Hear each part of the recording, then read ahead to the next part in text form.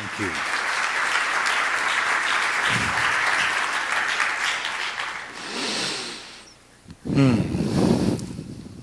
Thank you. You know, that last song moved me to tears. So, I want to start by thanking the musicians. Beautiful. Beautiful, you know. The mystics say music is the portal to the soul. And the way you play it definitely is. Thank you.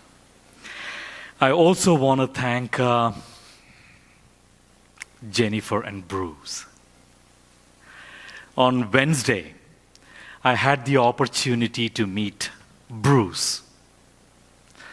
And I was reminded what a powerful leader he is. Because he leads spirit by example. It doesn't take years to recognize that when you meet somebody. Our spirit recognizes itself in others. And that's what happened with me. It's a very moving experience. And today I had the opportunity to meet Jennifer, so thank you. Lastly, I want to thank you, this beautiful Unity community.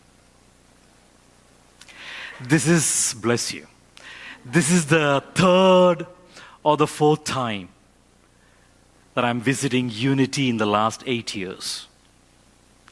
And every time I go away being a better person. You're deeply spiritual and you're unconditionally inclusive. Allow me to honor that. I see many familiar faces from my last encounters, some dear friends from Unity, but also a group of other friends from outside. So thank you for blessing me with your presence. I have a few minutes to jump into the 7 mystical laws of abundance. And like Bruce mentioned, these laws do not belong to Sujith or any one person. They don't belong to any one tradition or lineage. They belong to all of humanity, whether they are from the north or south, east or west. You could call them the 7 mystical laws of abundance. You might as well call them the 7 laws of the universe. And that'll become clear after I very, very briefly lay out these 7 laws. So let's begin. I know that Bruce was telling me today, today we are going to acknowledge some volunteers for the great work they do. And probably if you look deeply at them or within your own volunteering spirit, you will recognize these 7 laws. And when you listen to them, they might feel like, oh, this is natural. So let's jump in there with the first law. Something that I know, knowing many of you here, you live it, is the law of exchange. The universe operates in giving and receiving. What is the universe? We can look at the universe as this big cosmos within which all manifestation exists. But then, you are also the universe because you reflect that spirit within. You hold that intelligence, that consciousness within. You are the universe. Your family is the universe. Your community is a universe. And none of this microcosms or the universe can exist without exchange. Giving receiving. Giving, receiving. This is one of the principles, foundational principles that come from the old science of Tantra. That everything in the manifested world operates through giving and receiving. If you refuse to give or to receive, that universe will implode. It will cease to exist. Many people that I meet from the Unity community, for example, you're fantastic givers. I've been a recipient of your giving many times, many of you. As we become more and more spiritually awakened, this is what happens. We'll feel the natural yearning of our spirit to want to give. Like I see with my wife, with our little son. She will give unconditionally. Why? Just for the sake of giving. So much so, she would even demand, how dare you steal from me my right to give? That is a natural yearning of spirit, to give. Yet, many people I meet have difficulty receiving. Anybody here who's comfortable unconditionally receiving? I see a few hands. Anybody here who goes like somebody gives you something as a gift and you're thinking, you know what? So when is her birthday? What do I give back? What is that a sign of?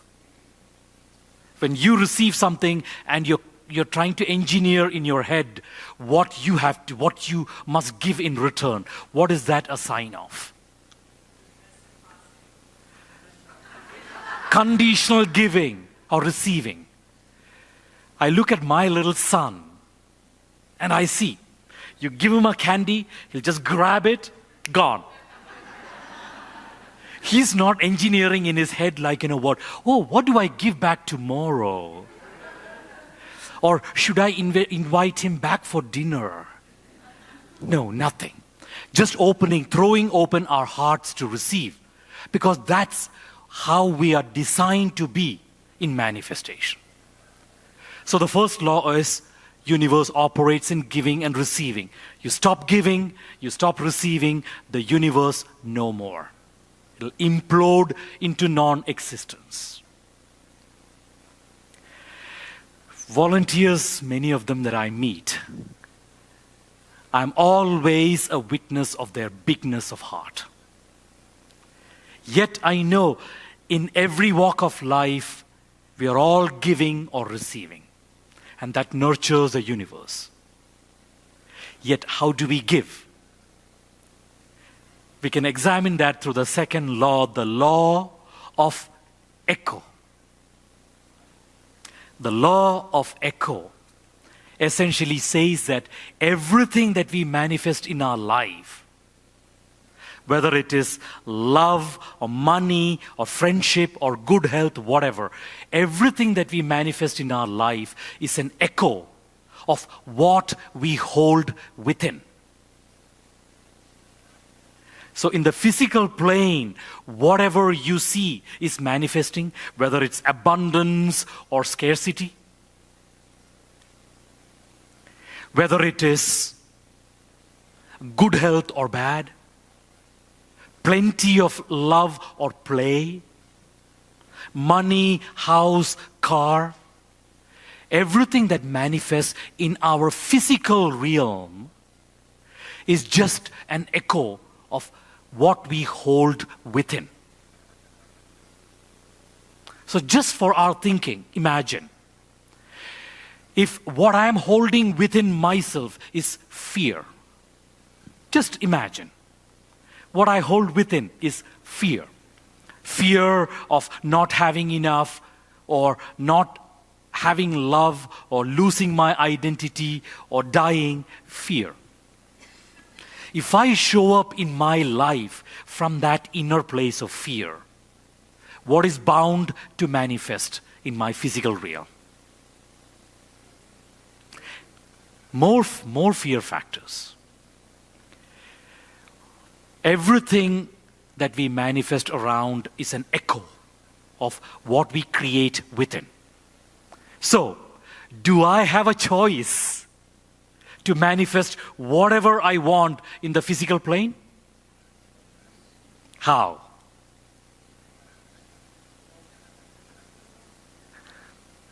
Choose what I am living within. That is the law of echo. Everything that manifests is an echo of everything that I hold within. Yet, there is a certain way in which we can relate to everything around and multiply. That is the third law, the law of detachment. How easy is detachment? Especially when you have so many beautiful friends and so much love or money in life. The third law is the law of detachment.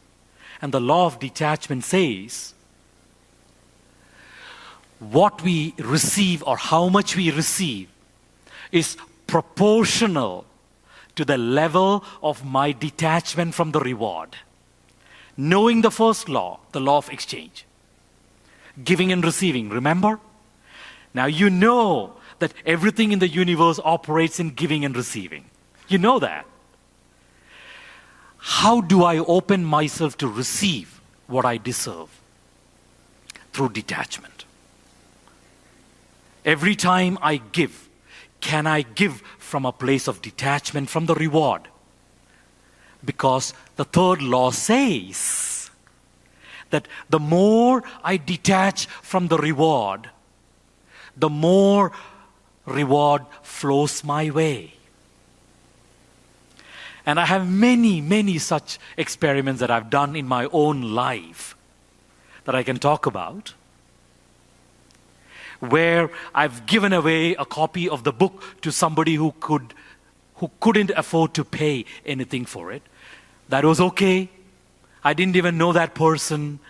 2 years later, out of the blue, I receive $1,700 as a donation. And I reach out to that person and I say, thank you. And this person asks back like, do you remember me? Sorry. I don't, unfortunately. Bear with me. And that person tells me this story. You know what? 2 years ago, you were in Texas. You were offering this event. I picked up a copy of your book. I could not afford to pay anything at that time. But much later, one evening, I randomly opened that book.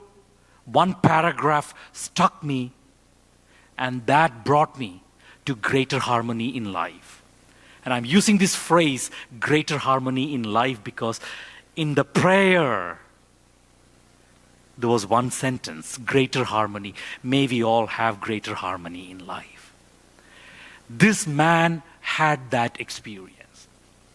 He decided he's going to donate $1,700 because the book sold on Amazon for $17. One of the sub-laws of the law of detachment, remember the law of detachment is how much I detach from the reward, that much reward comes to me, or even more. The fourth law is the law of exponentiality. So in a conscious universe, receiving is exponential to giving. And I'm sure that you are all a testimony of that.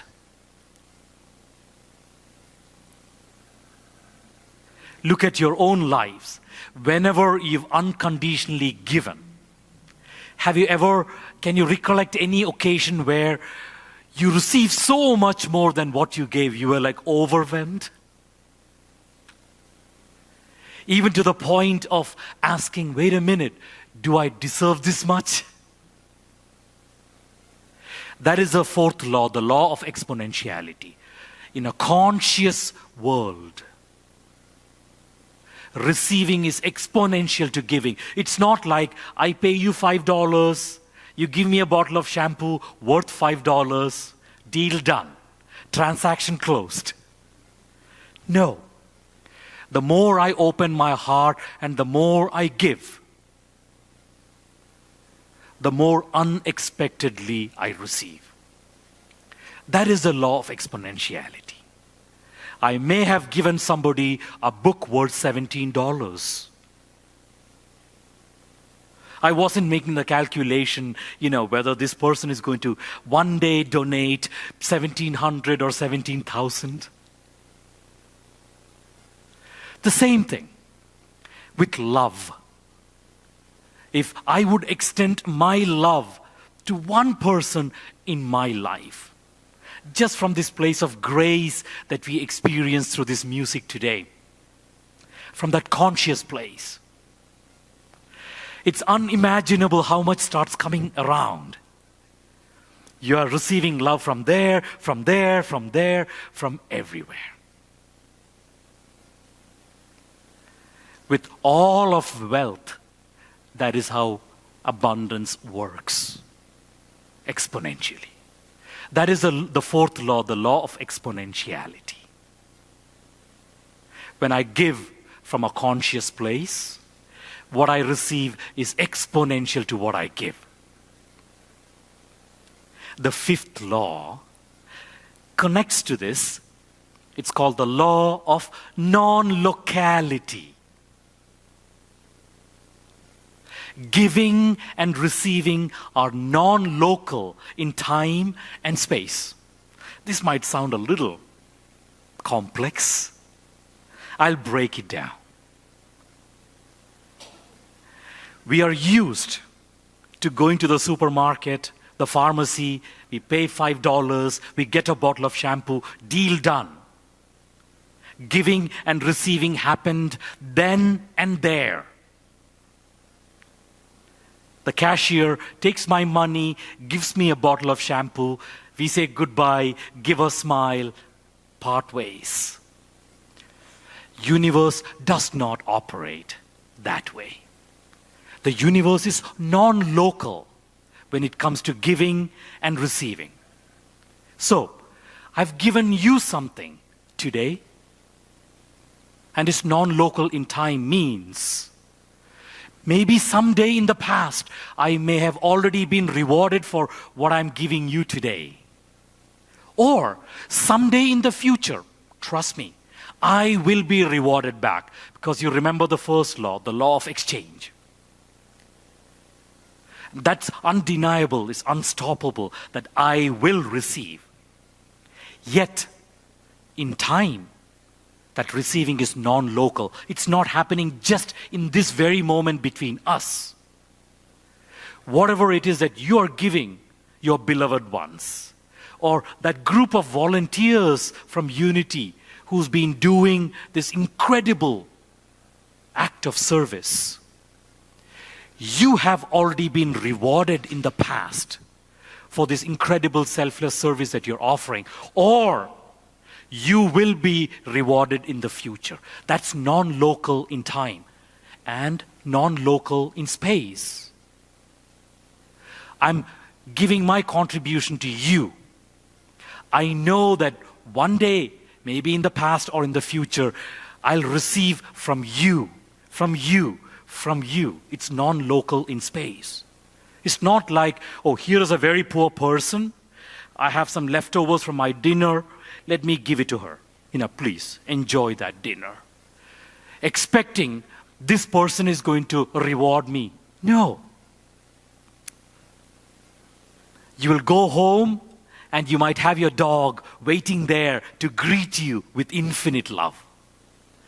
Or your dear friends, or your lover, or your children, your colleagues. Giving and receiving is non-local in space. It's not transactional. You know the principle of pay it forward. I offer you something. One day when you have abundance, you offer that back. That's also a principle, bless you. That's also a principle of the fifth law, the law of non-locality. Giving and receiving are non-local in time and space. It is flowing in every direction all the time. Yet, how do I position myself to receive? The sixth law is very insightful, the law of Dharma. This word Dharma is a Sanskrit word that comes from my mystical tradition. You can roughly translate it to my life purpose or my reason for existence is Dharma. The law of Dharma says the universe, the higher presence, the omnipresence, God, nature, whatever you call that embodiment. The universe brings to you all the resources you need in order to live your Dharma, your reason for existence. Whether that reason for existence is to share your abundant love or bring your brilliant technical mind in service of humanity, or be in service of plants and animals, or become a champion of the poor or the homeless, whatever you feel the reason for your existence is, you fully claim that reason for existence, that Dharma, and the universe will bring to you all the resources you need in order to live your Dharma. Whatever those resources mean. They could be a house that you need, or a car that you need, or you need money in the bank to pay your check, pay your bills. It could be love, good health, friendship, a network to bring your message out.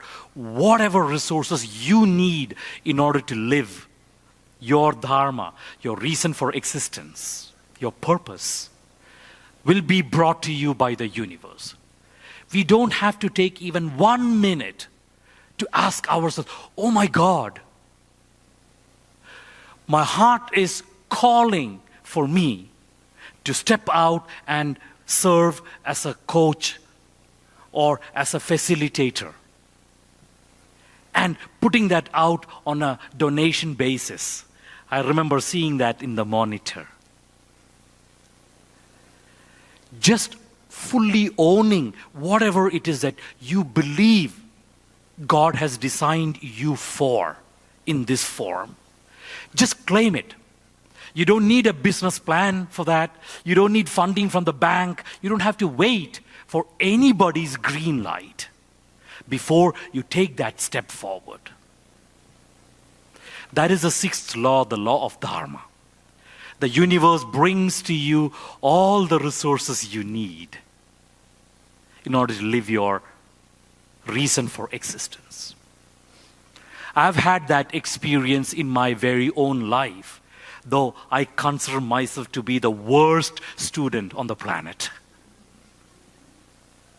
I've had my teachers in my life from the age of 4. So that's 41 years ago in this form. 45, actually. I just recently had my birthday, but I'm still stuck before. 45 years. And I've had my teachers tell me the same. And I'm like, wait a minute. It doesn't make sense. Not to the ego. So I refused listening to the sixth law. And it was over 15 years ago, I got the clarity. The calling was irresistible. I said, you know what? Forget the spreadsheet, the calculation, the expense list. Forget it. If I had $1 billion in my bank, what would I wake up and do today? And just about every day morning, I'd wake up and ask this question. And it became clear to me, like, you know what? My heart every day morning is asking me to take a step forward in this path of being in service of humanity, in helping them realize their God-given potential. So I said, you know what? Finally, let me just give it a try. It doesn't make any sense. I'm not convinced here yet, because I'm used to first collect all the resources, prepare myself, and then take the leap. This time, you know what? Let me do it the other way. I just take that leap and see what is waiting to happen. If not, no harm, great experiment. I'll move on, maybe write a book. It's all turned out well. I put that sixth law in practice in my life. The seventh law is a coming together of one foundation of the six laws. The law of inexhaustibility. Essentially what it says is, whatever is inexhaustible when I share is true wealth. On the other hand, whatever exhausts when I share is just a resource. So, give me some examples of true wealth. I heard love. Joy. I heard joy. You share joy, you're not going to end up being miserable. Service. Yes. What else? Peace. Yes. Creativity. Kindness. Playfulness. Forgiveness. Compassion. Gratitude. Beautiful.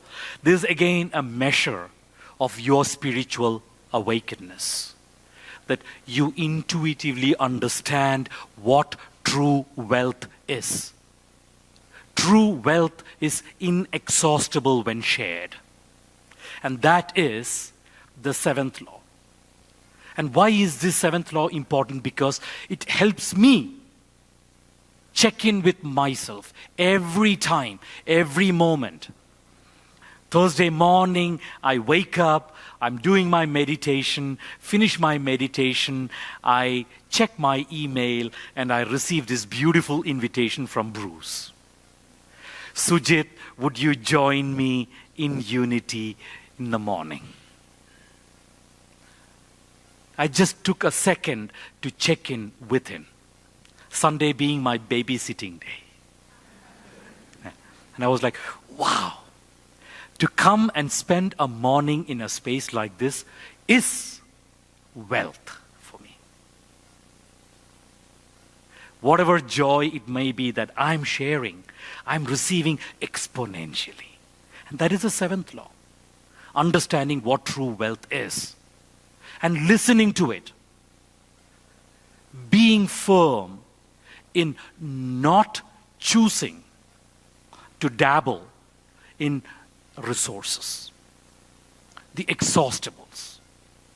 That is the seventh law. So there you have it. The summary is the law of exchange, first one, the law of echo, the law of detachment, the law of exponentiality, the law of non-locality, the law of Dharma, and the law of inexhaustibility.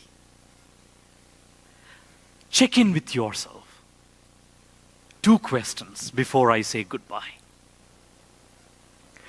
One is, to what extent do you feel you've embraced these laws into your daily life, knowing that you're all very advanced on your spiritual path? Just simply check in with yourself. To what extent am I living compliant with these 7 laws?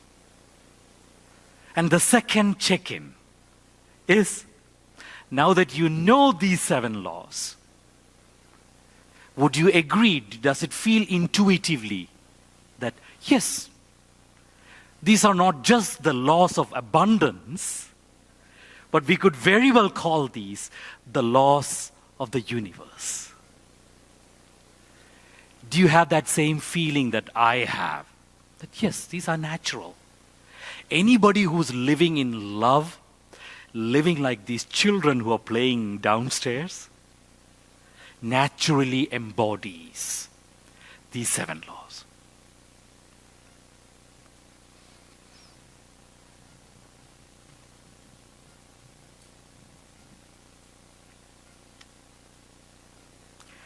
I want to thank you for making me part of your process this morning. And again, thank you to the several friends who welcomed me with so much love. And thank you to these 2 beautiful, beautiful souls for having me here.